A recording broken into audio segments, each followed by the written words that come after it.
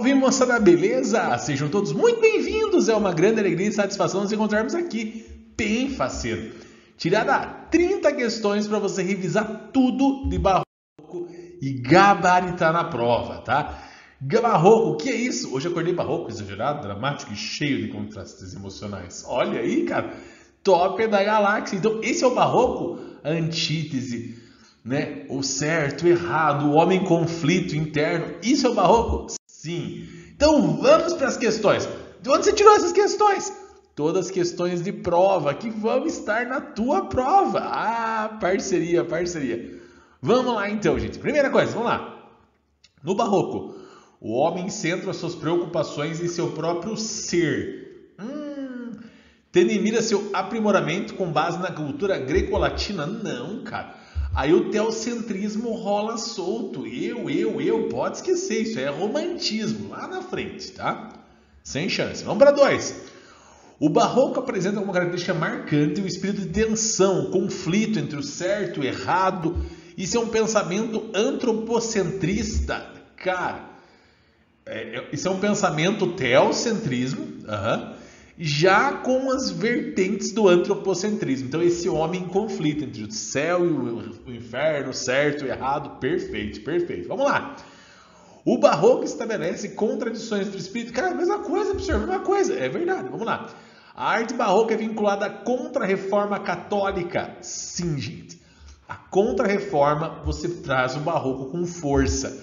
Então, a questão, a gente viu lá no quinhentismo, em das duas viagens, a viagem ao Brasil de Jean Delery, a questão do protestantismo, as igrejas luteranas estavam ganhando muita força, estavam surgindo nessa época, e a igreja, com essa questão da reforma religiosa, a igreja precisava de uma resposta firme, e a resposta foi a contra-reforma, que veio com o barroco na arte, o barroco na literatura, entre outras coisas, beleza, povo? O barroco caracteriza pela sintaxe obscuro, uso de hipérboles e metáforas. Sim, cara. O padre Antônio Vieira, o mestre dos sermões, ele tem uma linguagem rebuscada, jogo de ideias, conceptismo, cultismo. Isso é presente no barroco. O bifrontismo entre o homem santo e pecador. Sim, conflito. A preocupação com a brevidade da vida induz o poeta barroco uma atitude de quem quer gozar ao máximo seus dias. Gente, não. O barroco não quer aproveitar a vida e ser vida louca, não. Ele traz esse conflito interno trágico. Vamos lá. O barroco foi um movimento literário que ensinou literatura, música, pintura, escultura e arquitetura, com certeza. Lembrem-se, por favor, não esqueçam, por favor. Barroco literário aconteceu em Minas Gerais. O barroco mineiro, o barroco na arte, é de Minas, beleza? Então, barroco arte, Bahia. Falei besteira. Barroco literatura, Bahia. Barroco arte aconteceu mais tarde, né? E nós vamos ter Aleijadinho e tudo mais, essa questão lá em Minas Gerais, beleza? O barroco no Brasil iniciou com a publicação do poema épico Prosopopeia de Bento Teixeira? Sim, cara, em 1601, o contraditório Bento Teixeira publicou a Prosopopeia, beleza?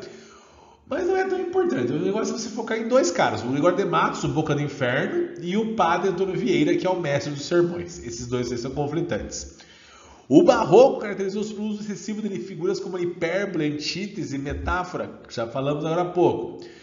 O cultismo, sim, um dos estilos do barroco foi marcado pelo jogo de ideias, conceitos. Não, cara.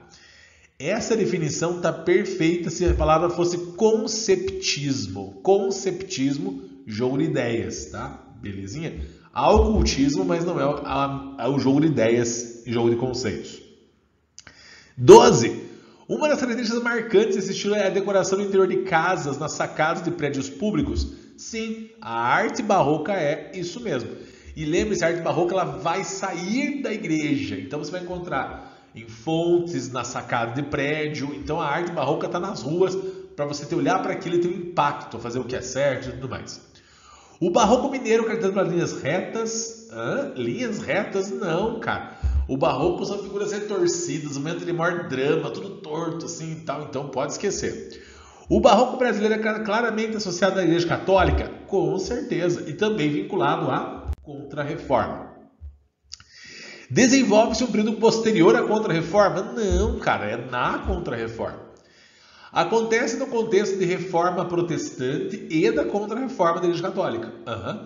Por isso, a predominância de temática religiosa, contrapondo o bom, o bem e o mal. Sim, cara, a morte, o pecado, o céu e o inferno. Os sermões do Padre Vieira, em especial o sermão da 60ª, maravilhoso, tem no canal. Podem ser estudados para além de seus significados religiosos, mas imediatos, visto que estratégias de persuasão são tão importantes. Cara, no sermão da 60ª, o Padre Antônio Vieira, ele dá uma aula de sermão, falando que a culpa é dos pregadores não estar dando sucesso. Então ele é um discurso, assim, independente de religião, cara. Você olha aqui e ele fala assim, velho monstro, né? A obra do Padre Vieira trata de assuntos diversos, muitas vezes associando a religião à política. O que logrou perseguição, inclusive foi para a Inquisição. Exatamente, cara. Ele teve muita vibe política e por isso foi para a Inquisição. Se safou, se deu bem, mas houve esse probleminha aí com a igreja. Beleza? Penúltima lista, vamos lá. Os sermões do Padre Vieira, apesar de escritos no século XVII, destoam de valores barrocos? Não, cara, é totalmente barroco, sai fora. Os sermões do Padre Vieira, apesar de terem esse nome, não eram ditos nos púlpitos das igrejas. Cara, por favor, sermão é de igreja, tá louco? O sermão de Santo Antônio aos peixes apresenta estratégia de se dirigir aos peixes e não aos homens? Sim. Gente, nesse sermão eu vou elogiar os peixes fazendo críticas aos homens. E depois eu faço um elogio, crítica aos certos peixes, porque tem os vícios dos homens. Então, perfeito, perfeito. O sermão aos peixes apresenta elogios aos pecadores? Não, sem chance. Elogio ao pregador? Não. A crítica é ao pregador no sermão do 60º. Eu confundi geral ali. Vamos lá. Gregório de Matos, o Boca do Inferno, o maior poeta barroco e um dos fundadores da poesia lírica e satírica? Com certeza. Olha que anjinho mais lindo. Olha que anjinho, coisa linda. A obra de um anjo barroco. Eu me identifico, né? A obra de Gregório de Matos, o Boca do Inferno, é um autor que se destaca na literatura barroca. Compreende poesia lírica, religiosa, amorosa e satírica. Sim. Gregório de Matos pertenceu ao barroco brasileiro. Sua veia crítica avaliou a alcunha de Boca do Inferno? Sim, esse era o apelido dele. O cara era Léo Lins naquela época. Gregório de Matos se insere no barroco brasileiro. Sua produção literária abrange basicamente textos em prosa. Não, cara, é poesia, pô. Sai fora. As composições satíricas atacam governantes da colônia? Sim, cara. Ele tirava sarro dos governantes. Ou seja, vai ser cancelado, né? Com certeza. O lirismo amoroso é marcado por carga erótica? Sim, muito forte, por isso Boca do Inferno também. Último slide, mais anjinhos fofuchos. Apresentando a luta do homem no embate entre a carne e o espírito, a terra, o céu, o presente e a eternidade, os poemas religiosos do autor correspondem à sensibilidade da época.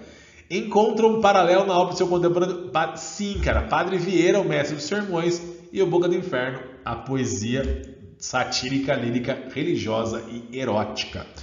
Os poemas eróticos irônicos são exemplo de versatilidade do poeta? Sim, mas não são representativos. Que isso, cara? Não é o melhor da sua poesia e não tem prestígio. Que bobagem, que bobagem. Então, revisão rápida para você gabaritar. Já eras, falou e até!